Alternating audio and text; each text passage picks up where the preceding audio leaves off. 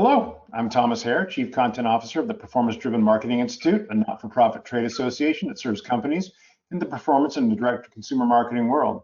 Welcome to the first event in our Fall 2022 seminar series, today created by the PDMI's Workshop Council, In Content Advertising, a Deep Dive. We welcome all of you to today's event, PDMI members and non-members alike. If you're not a PDMI member but are attending today, we'd love to have you consider joining the association. There's no better way to support the mission of the PDMI than joining and sharing your voice in the direction of the industry. In the handouts tab of your control panel, you'll find our latest PDMI membership brochure. Download it, flip through it, and contact any of our team members should you desire more information. One other housekeeping note, this group will be addressing any questions from the audience at the end of the session, but you do not have to wait to ask them. Utilize the questions tab on your control panel to type and send your question in. We'll be collecting them and we'll try to get to as many as possible in the final moments of the webinar. Today, we welcome you to explore the growing possibilities of in-content advertising. From a 101 level look at the medium to sharing its capabilities and benefits to brands and publishers, our expert panel will dive into measuring ad effectiveness, understanding viewer perceptions, and surveying the current landscape of in-content ads. In addition, you'll learn more about dynamic ad serving and programmatic capabilities. PDMI Workshop Council member Christine Georgakakis, Senior Vice President of Ad Sales for Reelz Network, is here to host a conversation that was a concept she presented at the recent council meeting. So thank you, Christine. Joining her today are Mark Melvin, Executive Vice President of Sales and Brand Partnerships at Mirriad, and Chris Ward, Senior Vice President of Ad Sales for Crown Media Family Networks. Thanks to each of you for joining us. Christine, take it away. Great, thank you, Tom. Really excited for this discussion. I actually volunteered to moderate this panel. Woohoo! I find it all so interesting. So let's get started. I'm sure our participants are also eager to find out more about in-content advertising. You know, the term product placement, content integration is very familiar to us. But Mark, what is in-content advertising, and what differentiates it from an actual commercial? Sure. So in-content advertising is really a whole new ad format where you can inject your brand, and not just product placement, but branding and messaging into a program where audiences are paying greater attention.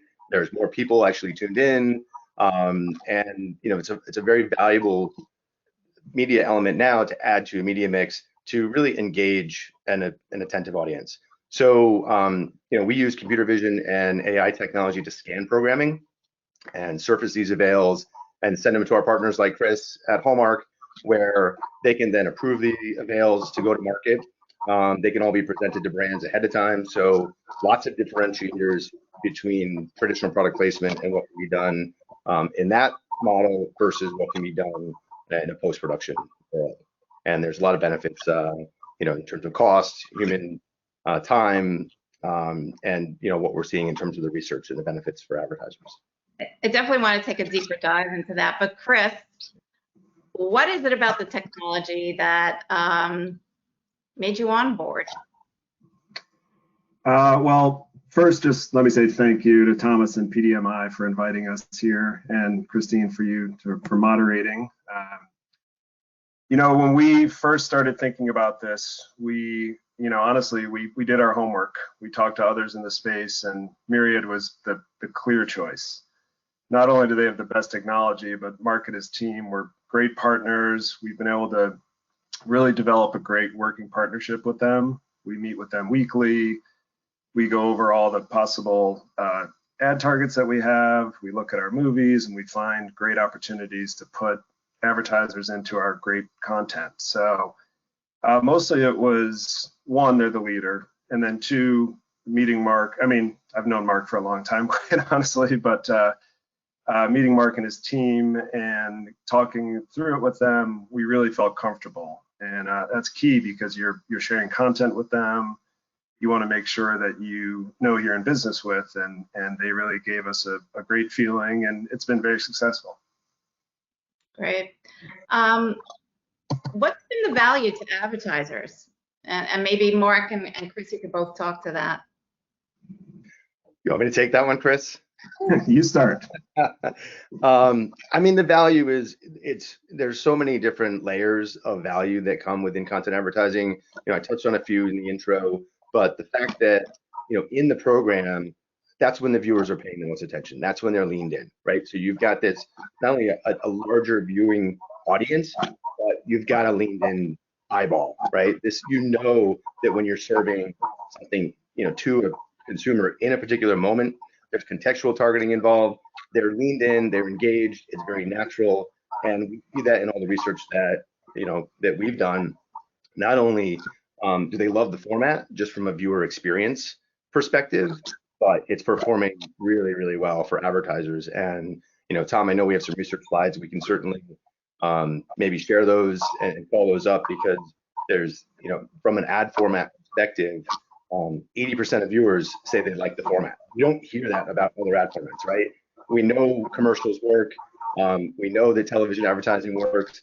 We know the digital formats work, but advertisers don't claim that they love it by 81% and call it a natural fit, right? And, you know, in many instances, they're just tuning out. They're just tuning out. They see too many ads, there's too much frequency, and this is a way to inject unique frequency into every program. So it works very well as a complement to existing ad schedules. So it's really, from, you know, Chris's perspective, it's a complement to what his team is already out there presenting to his partners. It's an add-on, and that's what's performing really, really well. It's not one or the other. They're doing it pretty much together. It's not one or the other. They're buying spots, and they're also integrating in this manner. Correct. And yeah, we see it as an add-on. Sorry, Mark. We have a very robust ad business that we feel that this is a great opportunity to add on to and to be a little innovative. We're about to launch our Countdown to Christmas, which is one of the biggest events in cable television, and to be able to have this and to allow more advertisers, some who are not traditionally in the space, to be able to put their products into our programming, which, you know, we feel is second to none.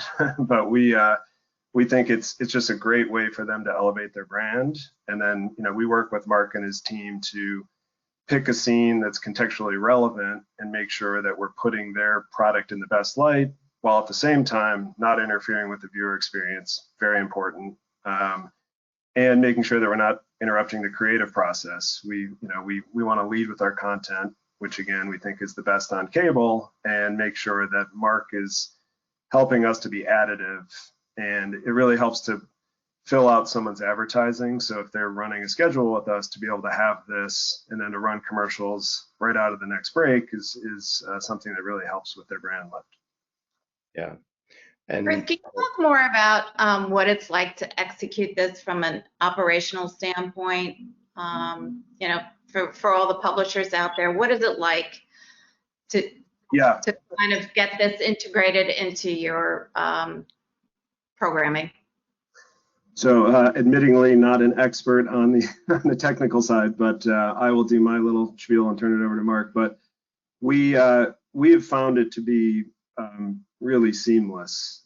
We typically ask our advertisers to give us a three week lead time, and if you've ever done in movie integration, those can take 6 months at times. So we love doing both, but this is something that's a little bit easier to execute. We're able to pick out scenes with Mark. They send us back opportunities. We work with our ops team. We get these things shipped out and sent to our different MSOs so that the movie can air with this clip in it. The nice thing about this also is that it doesn't live forever. You buy the integration, and then once we air it once or twice, whatever deal we've constructed, we're then able to take it out, and the movie goes on without the integration in it. Yeah, from a publisher standpoint, to have this, evergreen ability, you don't want it living there forever. You want to be able to kind of air those shows repeat. Anything to add on that? I think selfishly for us, definitely, but also sometimes an advertiser probably doesn't want their 8-year-old product showing up in a movie either. So I think it's really a good thing for both sides. Mark, anything to add to that, or? Yeah, you know, and it's a way to scale, right? We've seen with research as well that buying integrations as part of a media mix and overall campaign, that brings additional value. So the one-time integration is great. It's a flash in the pan, though. It's only one exposure at one point in time. But when you inject frequency, just like you would with other the creative formats, you actually increase performance over time. So that's a huge component that you actually can't execute with traditional product placement. So, you know, when we're working with Chris and other partners, again, this is a complement to what their teams are developing and building. It's not just a complement to the ad schedule, but it's also a complement to other marketing elements that are being sold and packaged in market. So you can now add this on and extend reach. You know, we've done in many cases, you almost treat it like a lookalike, right? You have an audience you're going after, a client's looking for a specific target or a contextual moment, whatever that might be, a setting like, you know, P&G running in bathroom settings for toilet paper, and you find that across all this different content, and you actually build a full campaign around it. So that's a huge value that just doesn't come with other types of placement capabilities.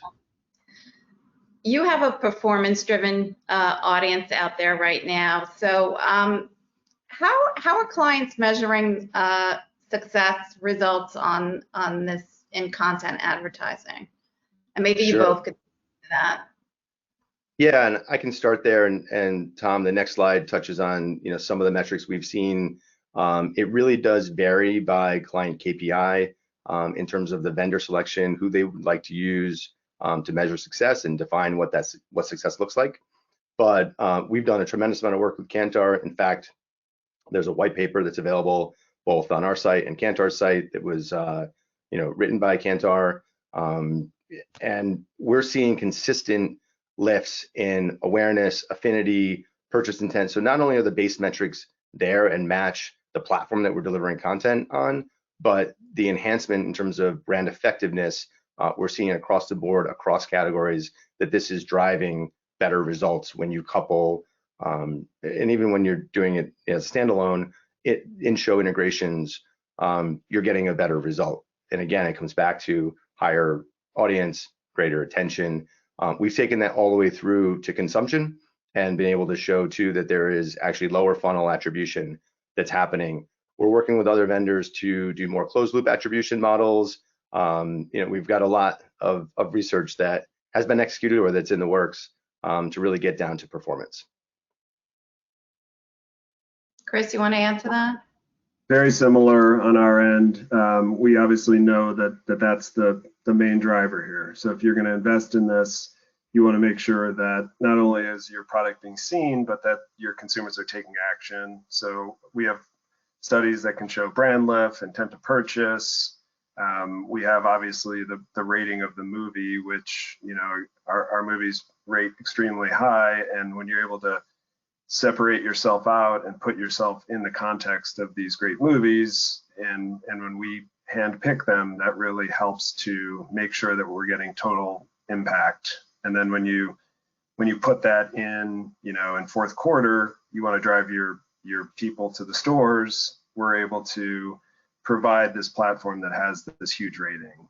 And then, you know, we can dig down deeper and make sure that people can prove to their clients that this was effective. Great. Now, as far as the sales process, you're both out there selling, right? Are there any issues with the fact that you're both out there selling the same product, I guess? Chris, I'll let you take that one. I would make a joke about us being way better salespeople, but I'll leave that one. But no, because we're in meetings once a week, and we both have great teams that are propping us up and making us look good. But we work with them every week. They give us a list of people who they're targeting. We share with them who we're targeting. We've had occasions where we've been following close behind each other, but when we do, we quickly either work together on it, or we seed whoever has the better opportunity, we seed that to them. But there's really no difference if you buy it from us or if you buy it from Mark. Those opportunities are still there. When we would take over would be when it was part of a larger upfront buy or a scatter buy that this was a piece of. If we're doing a standalone Mirriad integration that doesn't have media attached to it, it makes more sense for marketing's team to do it. But again, because we're in communication pretty much constantly, it really hasn't been an issue. In fact, it's worked great.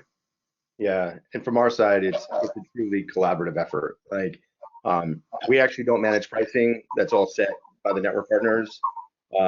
So we're out there. We're always mirroring, the same offer in market, so that we're never tripping over each other. So there's a lot of consistency, a lot of communication, and again, no matter what, it's collaborative.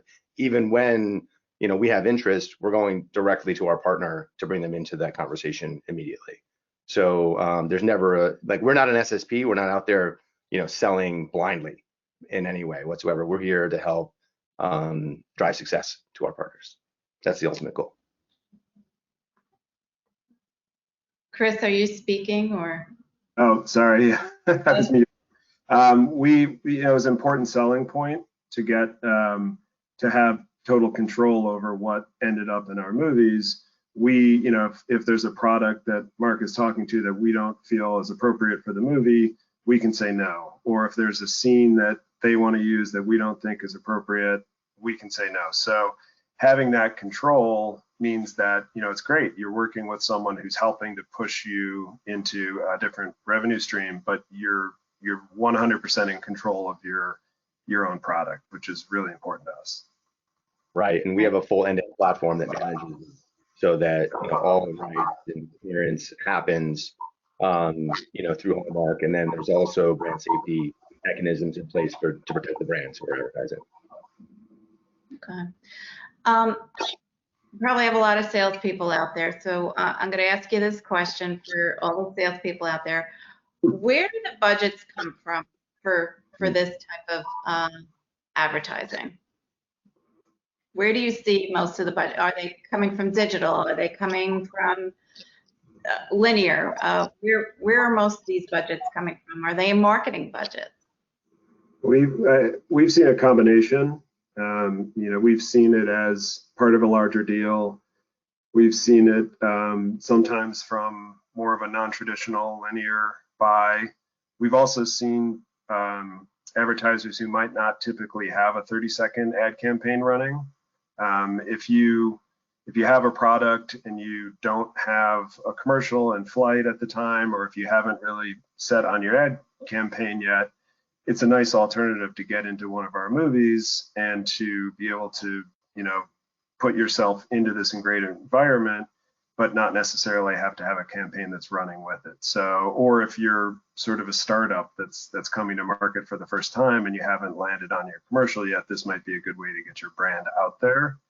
So I would say, and Mark, correct me if I'm wrong, but I think it's a combination of all of those buckets.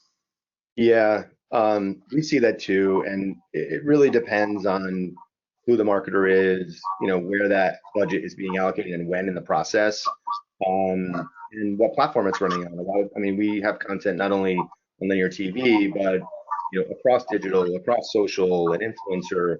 So it could come from any one of those buckets, or it could be an innovation bucket. There's a lot of ways that people can invest in this area, but ultimately we're seeing the most come from media budgets. It's coming from a video budget. It seems like, for me at least, that this in-content advertising solves for many things, right? It solves for maybe minimal budgets. It solves for, from my perspective, sometimes the agency people do not have time to work on integration. And this way of advertising certainly cuts down on the time and the effort involved. Chris, do you see that as a benefit, and what else might this be solving for? We do.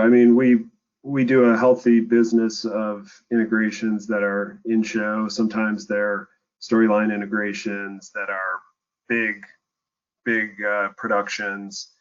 We love doing those just as much as we love doing these, but they can be a little bit taxing on the agency side if they don't, if they have a issue with timing, or if they don't have enough people to throw at it. Sometimes, there's a lot that goes into those. You also to be on set. You have to make sure that everything is working and that the creative people and the actors and so that we do those things, and because we do so many productions, we like to do them. But this is a different thing, and it's something that you can get into these movies. You can do this in a turnaround time that our ops people would like 4 weeks, but 3 weeks is probably manageable. Mm-hmm. Allows for us to not interfere with the creative process. So the movie goes on, it's finished, we get it, we're able to send it over to Mirriad, and we identify scenes. We work with our programming team and our advertiser to make sure that it's going to go in seamlessly, and most importantly that it works for everybody. You don't want to put something in a movie that's going to distract the viewer or put the product in a bad light. So that is really important to us, and we want to make sure that we maintain that creative control, which we just talked about. Yeah. Mark, anything to add?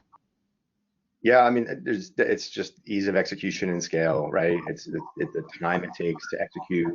It's hard. Everyone wants to do more, but everyone runs into constraints when they try to do too many. And we've heard for years, right? We're going bigger, better, and there are people limiting because of resources limitation, what they could execute. But now they can execute so much more because we're doing it, post, and they have visibility into what they're actually going to get. Right, we're sourcing the inventory, we're showing them scenes, they're selecting it, they're able to now choose the context and again where and how their brands will show up, and they have full visibility into that process, which just is not the case with other forms. Okay. What are some of the discoveries? What are some of the aha moments that some clients walk away with? Can you give us some examples of that, Mark?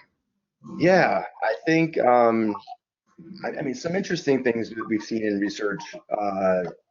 You wouldn't expect that for certain brands and certain products that really thought that their can of soda or maybe their car was really what would be noticed most in a program.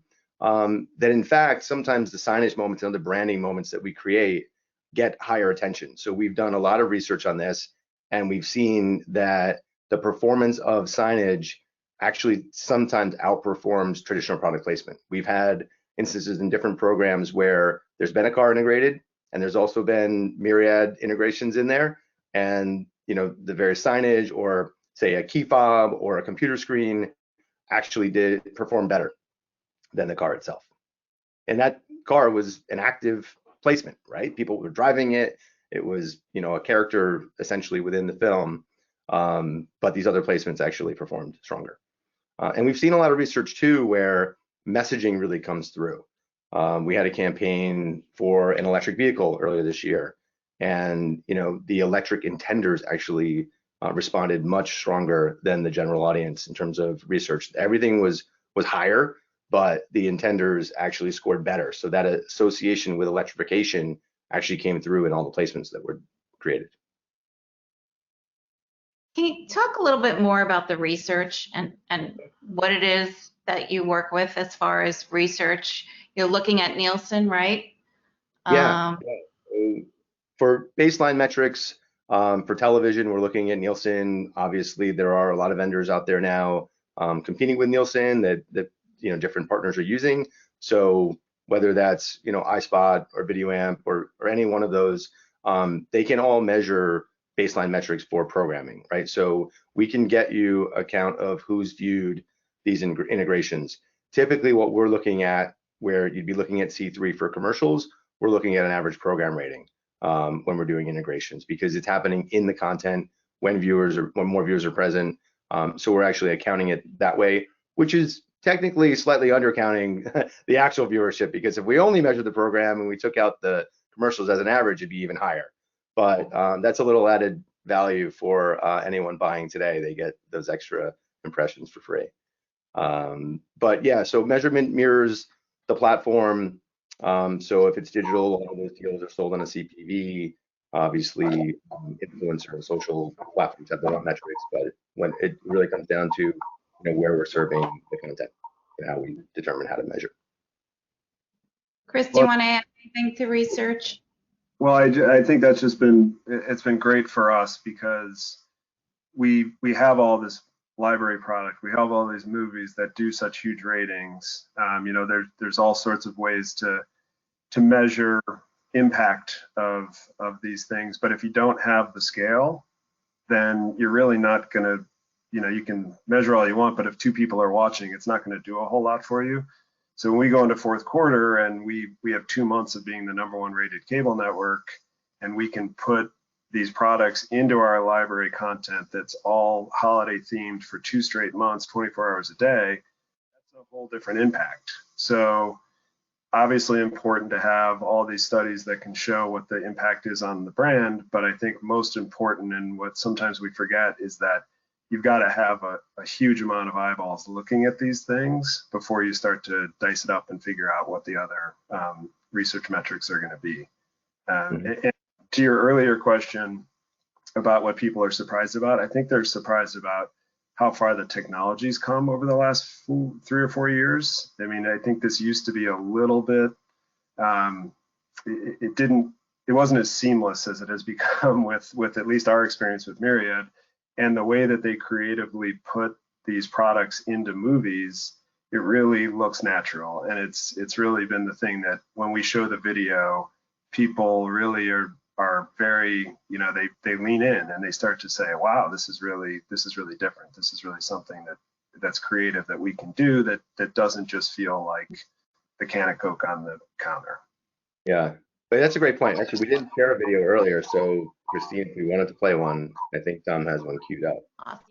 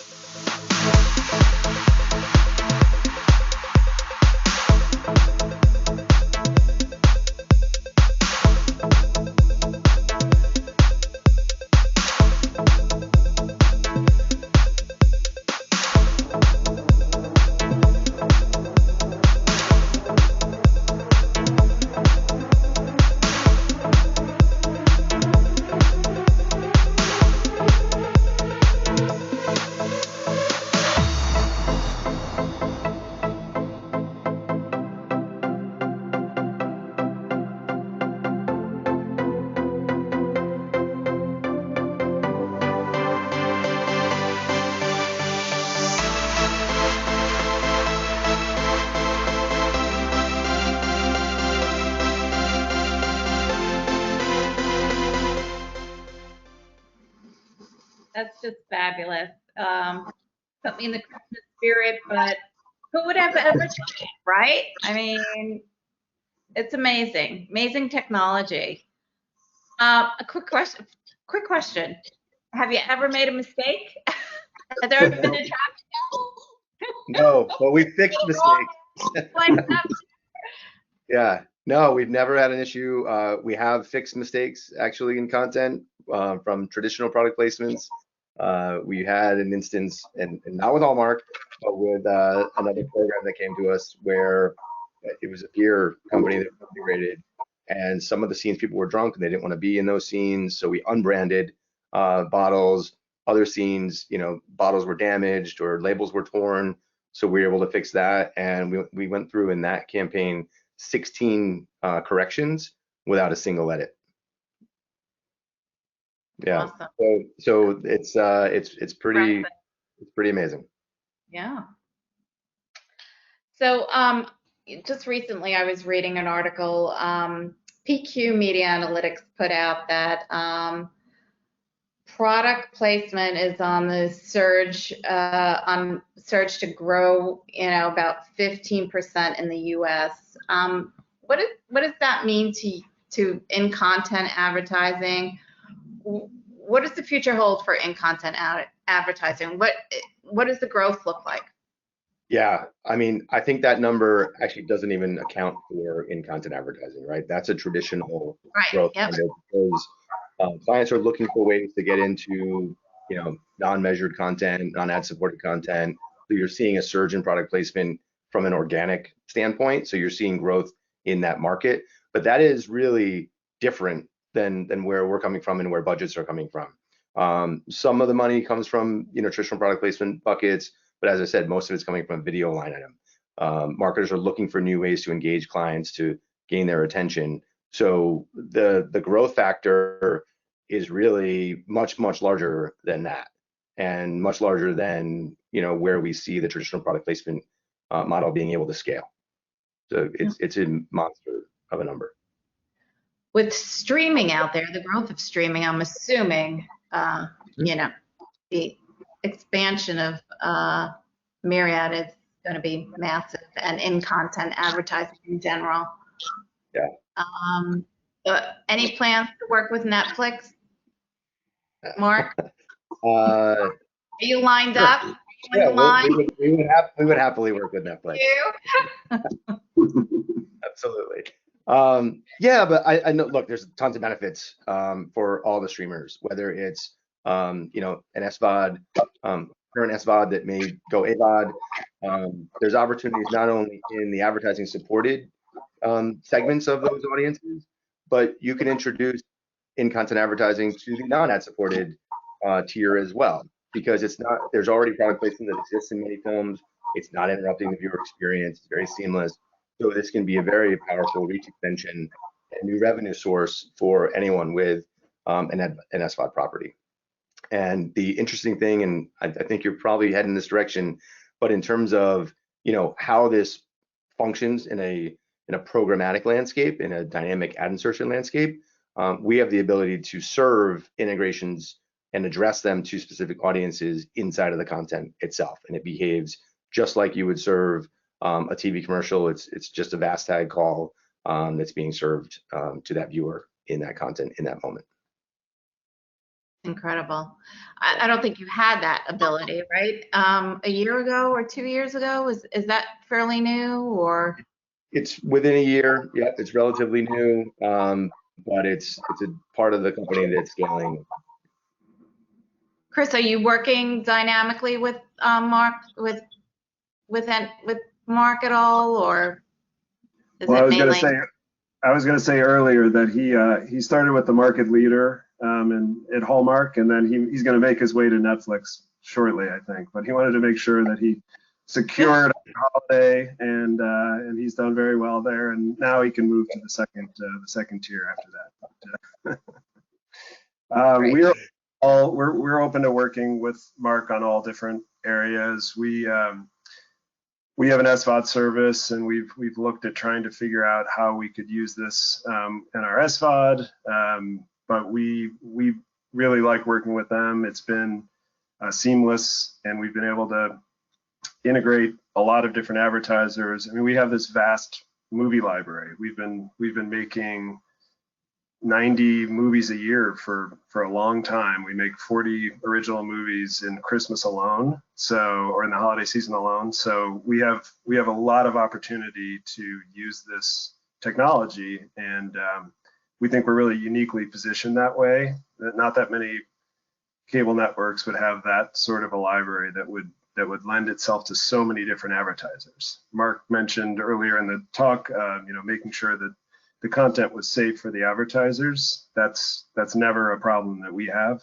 So we're able to really work with such a huge amount of advertisers that this technology has allowed us to take what's a very robust linear advertising business and add on to it. And that's how we view this as a great way to supplement ad buys, and then particularly to use our content to open the door to advertisers and let them integrate into this content that we really think elevates their brand. The Hallmark brand has such equity and such buy-in from viewers that we feel that lift really comes to the advertisers who take part in this. And then when you couple that with the technology that we just showed, it really makes a ton of sense for us to continue to grow in this area. Great. I think that's all I have. Do we want to take some questions from our participants? Absolutely. Christine, I've got a few here already, and if the audience would like to continue to send in, we've got some time. So we'll start here. First one that popped through. What kind of adoption rate are you experiencing for in-content advertising, and who is driving the growth? Is it brands, agencies, or networks? I'll take it just because it's more of a general question. We are seeing a much larger adoption now. In the early years, we always joked that it was a chicken and an egg situation where you needed the supply, you needed the content, and the quality programming for advertisers to be attracted. Now that there's a robust library, we're seeing more and more brands begin to activate. It is a mix of clients getting very excited about the possibilities because of what they're challenged with today, just for their own marketing initiatives, but agencies and the adoption there has been great. We're seeing, we speak to everyone and certainly are trying to educate the market in terms of how they can leverage and take advantage of this new opportunity. So yeah, I mean, agencies are absolutely investing, even when might start with a client discussion. The agencies are quickly looped in and involved all the way through. Because it's new, it's more for us, it's more of an education process. Great. Anything to add, Chris? No, we're seeing the same thing. Totally agree with that. Okay, great. Next one that came in, so I saw the Gatorade image in the first demo slide. Does the publisher have to secure permission from the original content creator of the movie or show to integrate ads into their programming? Yes, you have to have rights to be able to integrate anything into an already existing piece of content. And I feel as a follow-up, how hard has that been? Particularly, maybe this is one where Chris can jump in. How hard has that been on the creator side there, with all the different movies you're doing?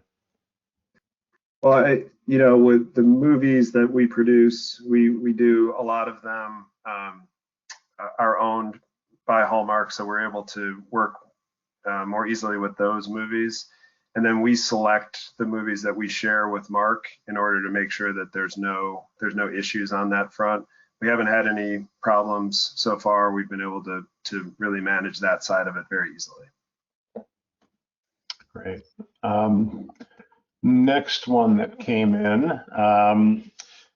Are there certain verticals having success within content advertising, or certain verticals that seem to do better than others? Saw a lot of different products in the video. Anything that's really popping? So from vertical, is that a content question or a brand category question? Brand category. Brand category.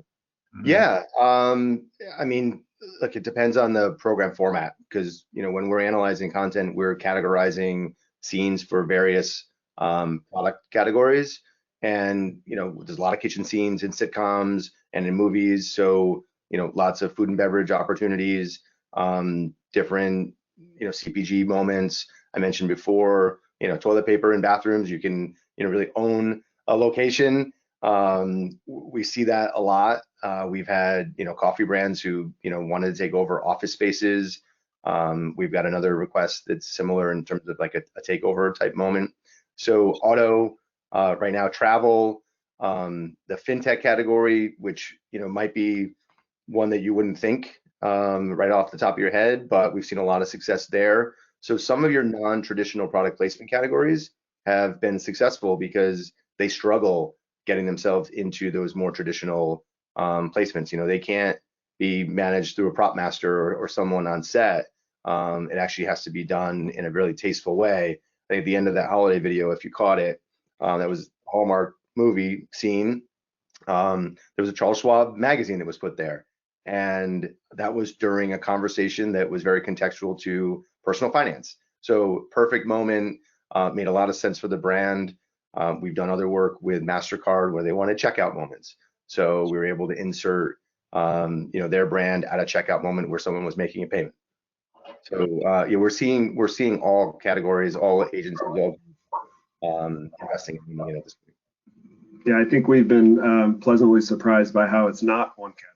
I think your mind initially goes to CPG most naturally, but because of all of the things that we showed in the video, there's billboards, there's the top of a taxi, there's a storefront, the product placement with the financial right on the desk there.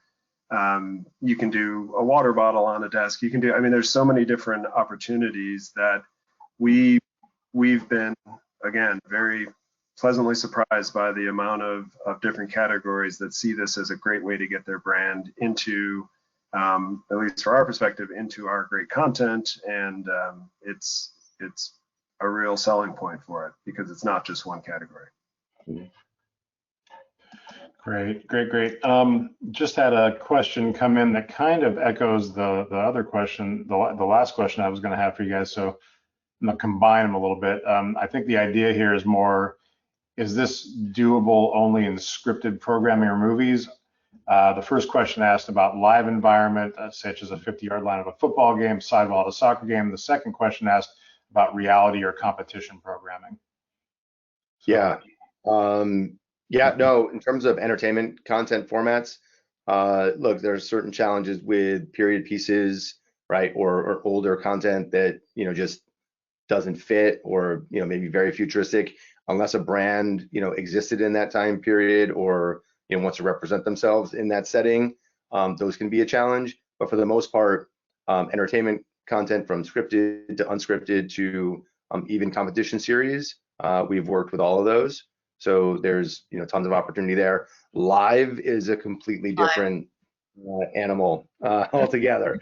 We've done some work in that area, and you're seeing some really interesting things happening in that space since COVID. But yeah, it's a totally different game. Great. One more. This seems kind of like a natural fit, and this is actually for me, for the digital D2C marketers who are looking at making that bridge across into television. Are you seeing those types of clients come in here and test this out, and are they having success? Yeah, we've seen quite a few, that are working with agencies on attribution just to understand what the conversion rates are. But yeah, so absolutely, we're definitely seeing that migration happen. Not as quickly because obviously, some of the metrics have to align. But yes, we're working with all the major measurement companies to provide attribution. So the more and more we do, the more seamless that becomes, the more measurable, and I think the more effective that they'll find it, for sure. Great.